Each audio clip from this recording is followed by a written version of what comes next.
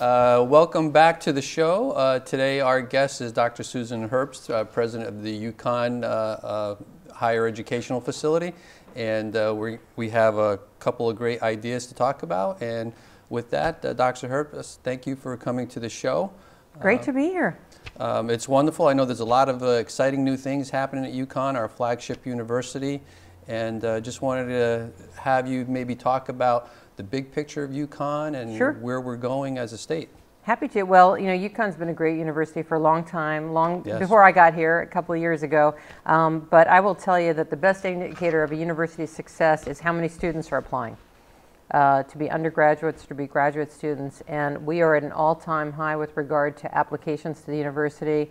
It's very difficult because we have so many students here in the state and beyond who are qualified to be at the university, but we can only fit so many Right, in correct. our dorms, on our campus. We only have so many faculty, but it's one of the most exciting times for us. Our SAT scores, as you know, have been going up and up and up over the last few years, and all the qualifications that students bring to college. So it's a very high quality place. We do, I think, very much deserve our 21 ranking among public research universities. I was going to say we were getting close to the top 10. You know, after a few more years, we'll be climbing up, and not because that's some kind of beauty contest. It really is an indicator of Sure. the kind of students you're bringing and your success in keeping them there until they graduate.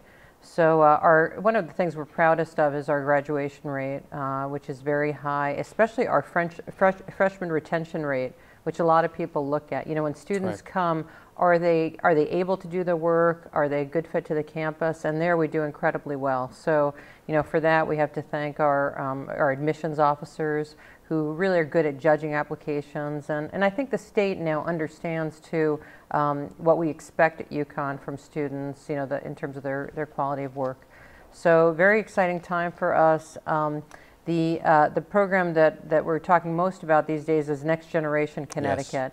And that is, it's a major expansion of the STEM fields at the university. So STEM, for people who don't know all our jargon, is science, technology, engineering, and mathematics. Which is the future, correct? Those are It fields is. that are in high demand. Yeah, absolutely. And you know, I think that anyone who's keeping up with kind of global economic trends, you know, what's going on in the world, sees that if we are to compete with places like China or India, we do have to produce more technology. We have to have more sophisticated engineers, and in general, you know, we have to invent solutions to the big problems that everybody faces. You know, whether it's energy and sustainability, you know, food production, and of course, you know, our more difficult problems like poverty.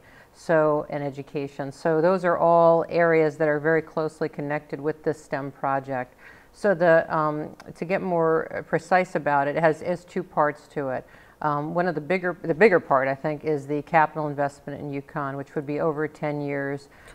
It would help us to build more classrooms for teaching in the STEM fields, offices for faculty, laboratories for faculty and students to invent in.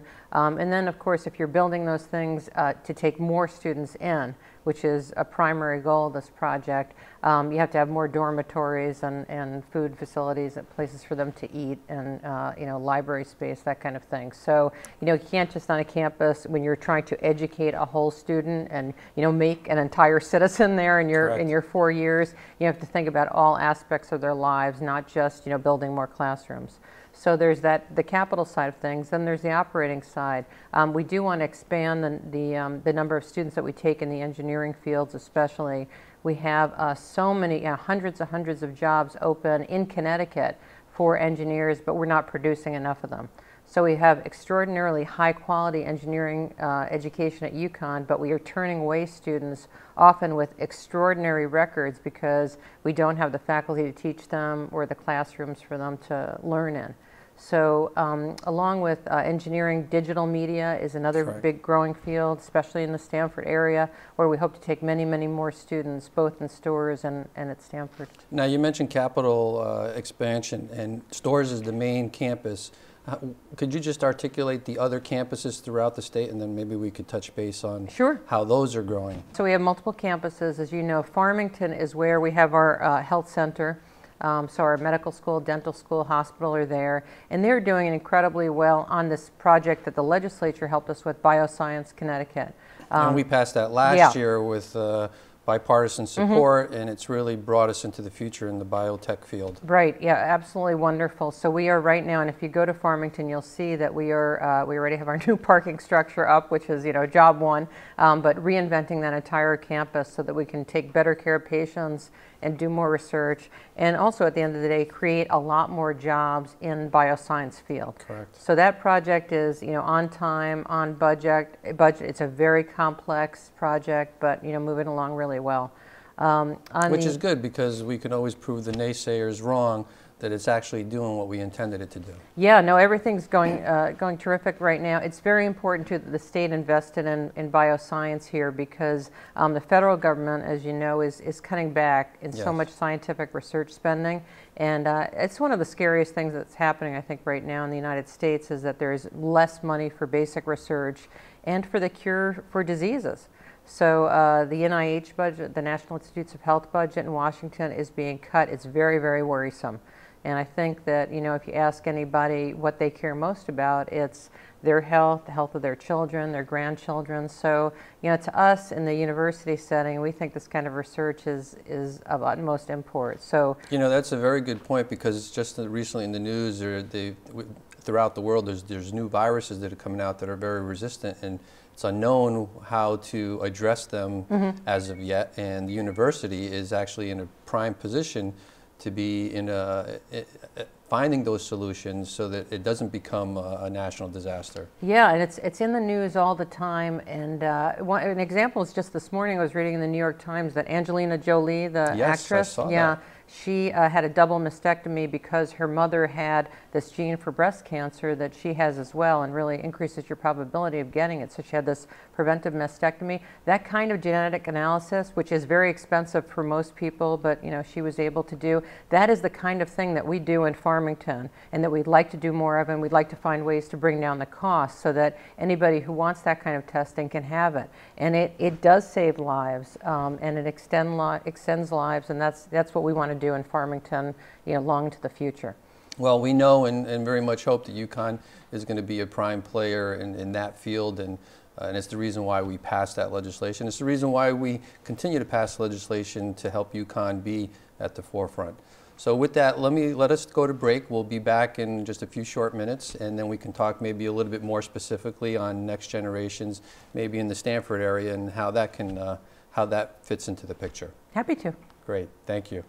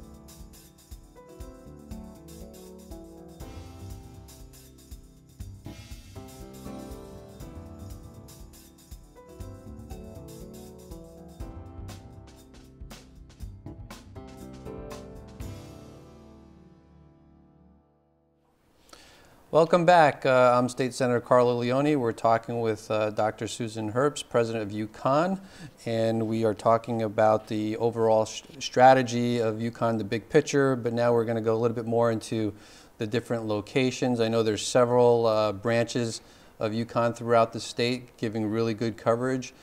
We talked about Farmington, of course, stores, and can you mention the other branches? Sure. Yeah, and then we'll end up with Stanford and talk a little bit about that. Yeah, we're really fortunate, and of course, this happened before I arrived at UConn, to have multiple campuses around the state, because we really do like to serve as much of the state as we can, because it's a small state geographically. Right. We can really reach out, and we like to do that. So we have a small campus in Torrington. It goes really well. Students very happy there, and has a variety of majors, not as many as are offered at stores, but a campus that's been important to us. Waterbury, we have a campus right on the main street of Waterbury, across from the theater. I think we're part of a terrific revival in Waterbury. Enrollments there have been very, very strong. We have a lot of students who start out at places like Waterbury, Torrington. They would like to complete their entire degree at those places, so it's something that we work on with faculty. I mean, a lot of it does depend on how many faculty want to teach there, whether we can pay those salaries, but it's something that we keep an eye on, trying to meet student demand in those regions. Avery Point is a beautiful campus. That's right. It's prime real estate on the Sound. It's a wonderful place where we have marine sciences, a lot of excellent another growing field. Yeah, absolutely. And oceanographic research there, and actually oceanography and marine sciences is part of STEM. So through this Next Generation project, we hope to hire more faculty to do more research at Avery Point, as well as in stores and some of these other locations. One of the projects that we'll be most proud of in years to come, and that's to try to we will move our West Hartford campus. That's right. Called the Greater Hartford campus. Right. We will completely vacate that campus and move everybody to downtown Hartford. Right now we're looking for space. We have some good proposals on where they would be located, but it is the School of Social Work is part of that. It's an excellent School of Social Work. The faculty have been wonderful. They would like to help with the urban revitalization of Hartford and be closer to state agencies who deal with social work issues. Like poverty, health disparities, educational disparities. The Department of Public Policy, excellent department, also would move as part of that, and a variety of other majors and disciplines. Right.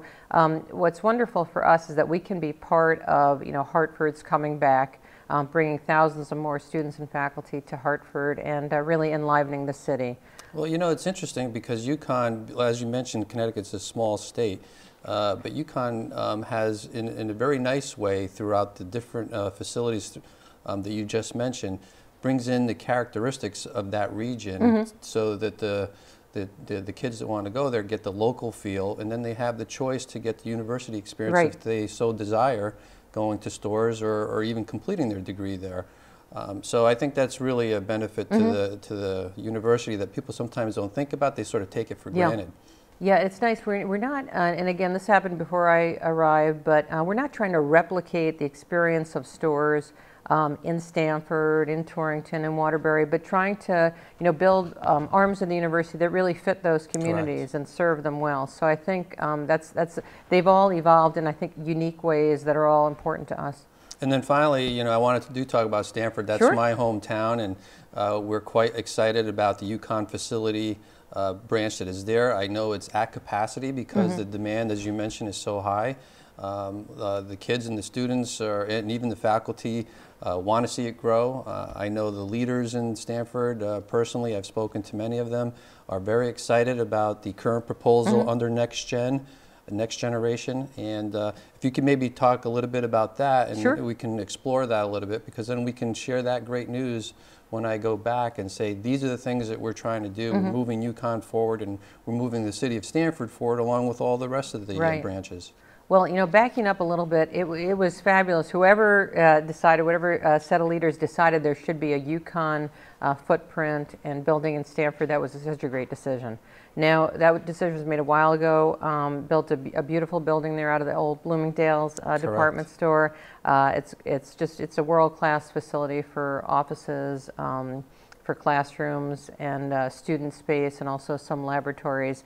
But the truth is that UConn has kind of underutilized the Stanford campus, and having that great footprint, you know, so close to New York City in Fairfield County with so many corporate headquarters. And, you know, I think it's not as though we've ignored it, but we certainly haven't invested in as much in it as we should have, given you know, the wealth that is down there in the corporate community and just the sheer number of young people, you know, in Fairfield County that really want that kind of urban experience and want to be at Stanford. Correct. And I want to thank you and your staff and your team.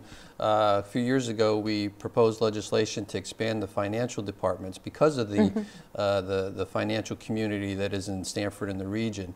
And they were very helpful, and we passed legislation to expand those career fields, and it's been proven to be very beneficial both to university, the corporations that hire the graduating students, which brings us into the next phase, you know, with the digital media, to expand on the role there, STEM, as you mentioned, and even I understand that my last visit, they even have a department as they're looking at algae for growth and using it for all sorts of fuel, which actually mirrors Avery Point for their oceanography and marine. So there's a lot of interconnectivity, and Stanford has that ability to sort of coalesce a lot of that. It does. And so I wanted to thank you and your staff for being helpful, and we're looking forward to next generation taking off. And I just mentioned digital media. Could you maybe expand about that? Yeah, I mean, digital media is a field that it really is going to touch every single discipline and every aspect of our lives. You know, a lot of people think of it as just animation, and that is absolutely a critical part of digital media. So as we expand the Stanford campus and take more students, hire more faculty, animation, that part of digital media is absolutely vital. But also game development, game design.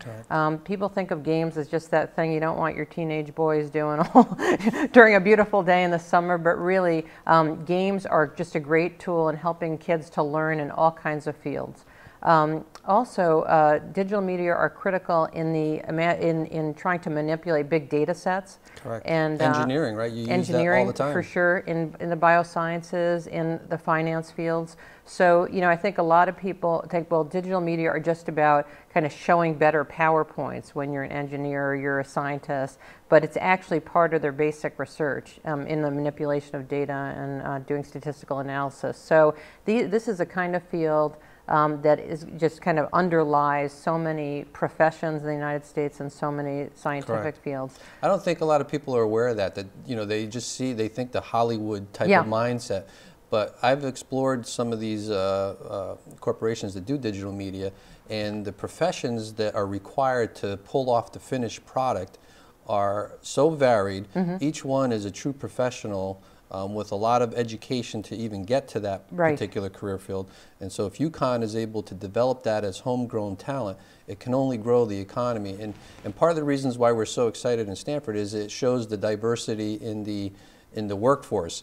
We don't want to have all our eggs in the basket, and like we've had in the past, where if one industry that becomes the face of any particular city, and if that goes into a downturn, then obviously that city goes into a downturn. So this diversity with digital media, next generation, bioscience, it all helps the economy level out for when those inevitable downturns do come. I think that's an excellent point. And I will tell you too, in these fields that we're building only in fields where we know there are a lot of jobs, a lot of vacancies for our students. Because the worst thing to do at a university is to start, you know, developing new fields and training students for jobs that don't exist. And so we have hundreds of jobs open in engineering. We hear from companies like Electric Boat or GE that they need more engineers and we're not producing enough. In digital media, you know, we have companies like Blue Sky or ESPN or NBC Sports that need students who have these skills. And of course, you know, so many finance people, risk management, accountants needed in Stanford and beyond. And so we want to produce more of those students as well. Now, have you had any contact with the local officials down in Stanford with Next Generation coming? I know they're excited to speak with you and the staff on what it is that they need to do to prepare for when we do pass this proposal. Yeah, I mean, they have been great conversation partners for us since I arrived here 2 years ago. And I think one of the earliest things I did was go down to Stanford and hear from the community I remember that. Yeah. I thank you for that. Yeah, and they told me, which turns out to be absolutely the truth, is that UConn is underutilizing that footprint in Stanford, yes, when they could be doing so much for the city, for Fairfield County, for the state from that location. And we were just kind of treating it as as an attractive service campus, but not seeing it for its full potential. So I'm very grateful to the city leaders, to legislators who have really kind of spelled that out for me in a pretty compelling way. And as this grows, and we know it will, even though I hope it will, I know it will, we have to then think forward in the future for where all these students will live. And I know there's been talk of trying to expand, the housing for the students so that it's not always just from home, but there's actually a facility for them to be a full-time student. So do you have any information that you can share in that regard? Yeah, as part of Next Gen, there's about $10 million in there for expansion of housing in Stanford. Now, obviously, that's not enough to build a dorm, and we're not really sure that building a dorm is, in a kind of conventional way, is the way to go. There have been a lot of developers who we've spoken to who are interested in building housing for us and kind of public-private partnerships. We can lease space in existing buildings where there are apartments, where there's room. I mean, once they become UConn housing, even if it's built by a private developer, we have to monitor it. I mean, when we have young people who are in our facility, then we need to have, RAs and adult non-students around to make sure that they're, that they're on track and they haven't, and they're paying attention to their studies. So it's something that we'll explore slowly. It's not only students who want to live in Stanford instead of commuting. It's also students from Storrs and other campuses who want to come to Stanford to work at one of your Fortune 500 companies for an internship for a semester. So they're coming from Storrs, they need to be in Stanford for a semester to do an internship. It'd be great to have housing so all this can work pretty seamlessly. So I guess one way to put it is, students from Storrs can study abroad in Stanford. And it's true, you get the world-class experience being the proximity to New York City, as you mentioned, those international companies that are there. And we actually have now more people from New York commuting to Stanford than what used to be the norm of New York to Stanford to New York. So again, UConn is well situated for the 21st century, and there's so much yet to be done. So there is, and I thank you for that. So we are under a tight deadline with the legislative process. I know that Next Generation is before us. We're working hard. I'm working hard to make sure that we can do that. And we look forward to your assistance in trying to make sure that we get bipartisan support on that endeavor. Yeah, I mean, I think that, obviously I'm not a legislator with your kind of pressures, but I do think the content of this is for everybody. I mean, it is really hard to argue about, the kind of job creation in STEM and, training more students who want to come to UConn for the fields of the future that have vacancies. So, to me, it seems like, something that's really going to help Connecticut's economy and make UConn finally be the engine for economic development that it should have been for a long time. And if anyone wants to reach out to find out more about what UConn is doing or to learn about Next Generation or any of these other activities, is there a website or a contact number that they can call? Yeah, absolutely. So it's all on our main page. So it's just uconn.edu. And if you go there, off to the left, there's kind of hot topics, and one of them is bioscience, one of them is Next Generation Connecticut. But I think we pretty much have all the critical links right on the main page, so it should be pretty easy. Well, that's great. I'll be sure to jump on it myself and learn more as we pass Next Generation. Dr. Herbst, thank you so much for coming here today and sharing this wonderful information. We look forward to its passage and looking to UConn growing and continuing to be the flagship of our state. Thanks so much for your support in the legislature. We couldn't be more grateful. Well, it's a dual partnership, so it works both ways. Thank you very much. Thanks, Senator.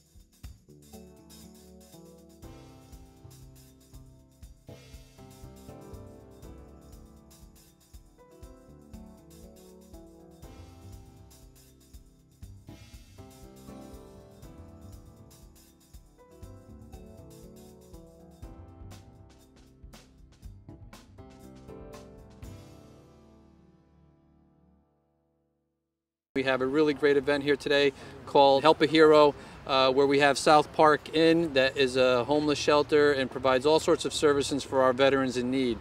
And today we're here to ask anyone passing by to drop off donations, cash, things that can be helpful for anyone that needs their services.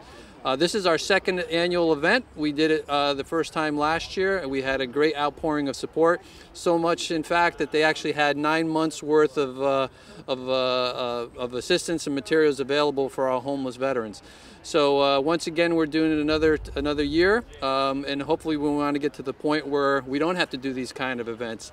But in the meantime, these events are very important. Because our veterans are coming home from 2 conflicts across the globe, and they're going to need a lot of services, and we're here to help them. So I couldn't be more happy than to help sponsor this event and help South Park Inn do their job even better than they already do, and get the word out. So again, please stop by if you can, but if not, get the word out, and remember, every day is a good day to help a vet. The Help a Hero event is very important because what we were doing today is really getting both funds and also donations that we use directly to help out our homeless veterans. Our goal at the shelter is to get a veteran, get them off the streets, get them connected to services, and then get them into housing so hopefully they can improve their quality of life and become active members in the community again. So what we're doing today is getting support to help us be able to do exactly that. There's a lot of little things that you take for granted. Things like toiletries and clothes that we're collecting today, and also some of the cash donations that allow us to get special things that a veteran might need, whether it's steel-toed boots for work or even things like getting a haircut. These are all different services that we help them provide, and events like today help us do our job and help us help veterans. Information can be found on our website. It's www.southparkinn.org, or you can contact the shelter by phone at 860-724-0071. And we're located right on Main Street in Hartford at 75 Main Street. We're more than happy to have anyone come down, and we can give you a tour and tell you what we're all about.